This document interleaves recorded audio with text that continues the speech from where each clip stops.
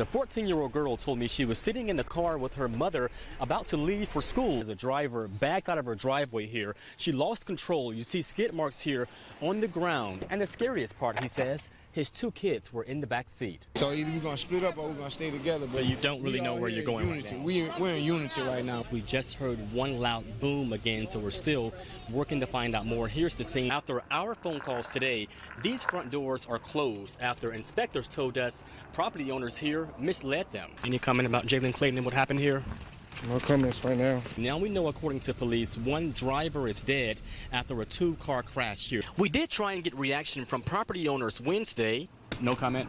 But I was quickly shown the door. A source gave me these documents detailing what they're calling issues here at the jail. You may can see beyond those trees there, homicide investigators now standing around what appears to be a grave. The 10-year-old girl was shot in her forehead, but she's doing a whole lot better now. Police say it all happened here at this barber shop last Monday. You see a sign here on the door reading closed. But I found out there really is no clear social media policy in place. And right now, police are searching for those two suspects. The 14-year-old girl told me she was sitting in the car with her mother about to leave for school when two men walked up on them and robbed them at gunpoint. As soon as I saw the gun, I started screaming and crying. 14-year-old Marnisha Sellers is counting her blessings after she came face-to-face with the gun.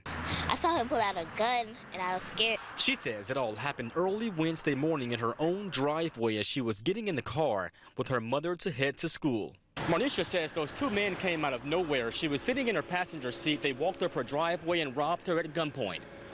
They came towards the car, and I tried to hurry up and get in, but he grabbed the door and he yanked it. She says her mother, who was sitting in the driver's seat, tried to help. And she saw them trying to pull me out the car, and she was screaming, no, no.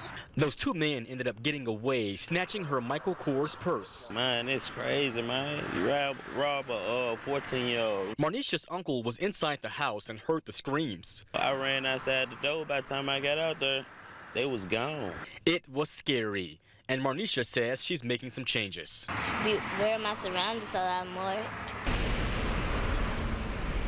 And Marnisha and her mother told me they don't know why they were targeted, and they're pleading for those two men to be caught. Reporting live, Jerry Askin, WMC Action News 5. The biggest issue points directly to understaffing, and I asked jail leaders how they're working to fix the issue. We're saying enough is enough now. Dozens of corrections deputies at the Shelby County Jail are demanding action. We can't tolerate this anymore. You know, we got to do something right now. Keith Johnson represents corrections deputies in a workers' union. He says jailers say the jail is unsafe and severely understaffed. They point to record increases of assaults, gang activity, suicidal inmates, and last month, these men arrested on aggravated riot charges. Jailers in Shelby County monitoring high-level violent offenders, in some cases watching over more than 64 inmates. The ratio is so bad. You know, you got to look over a whole lot of people where you need other staff there to help you to do this. The WMC Action News 5 investigators obtained these grievances filed by corrections deputies dating back to 2010.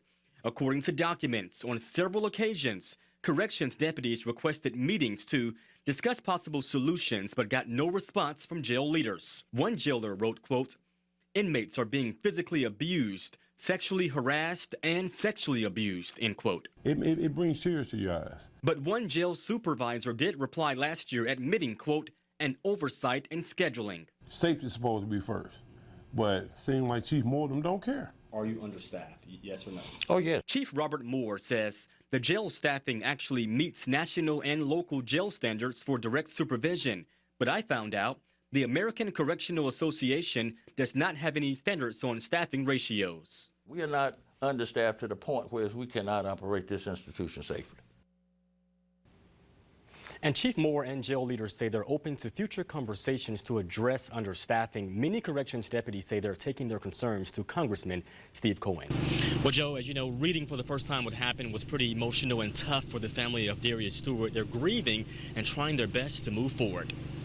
cooperative because A grieving father, Henry Williams, almost put to tears after trying to make it through an 800-page TBI investigative file detailing his son's last moments before he was shot dead by Memphis police officer Connor Schilling. And I just couldn't read the whole part because it was too horrifying how my son got killed and reading about him getting shot and how he was taken down and couldn't breathe. Video here shows Stewart fighting with the officer. Stewart's family lawyers say in the TBI file, no one saw Stewart attacking the officer, and according to witnesses, Stewart was shot as he was running away. I am sick and tired of the victims being criminalized. It's not right. The man is 6 feet under, and you're trying to make him into a criminal. But Schilling's lawyer disputes that claim and says Schilling shot Stewart in self-defense. Here's a new picture of Schilling after he shot Stewart back in July.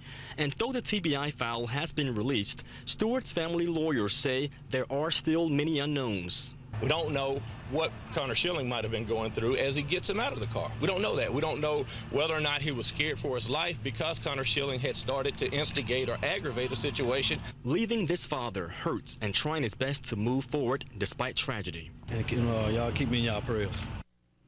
And 4 suspects are behind bars and facing charges after an attack streamed on Facebook Live. The victim is home now recovering after he was tortured for hours. An image so hard to see. 7 caskets side by side. Donald Trump is apologizing for some graphic comments he made over an open microphone more than 10 years ago. Friday's winter weather, many MATA buses had issues running regular routes. MATA now announcing it has resumed regular bus routes, thankfully, so all buses are running on schedule today. Beautiful day, good weather. Thank you all for beginning your day with us. We'll see you right here on WMC Action News 5 at 5 and 10 o'clock.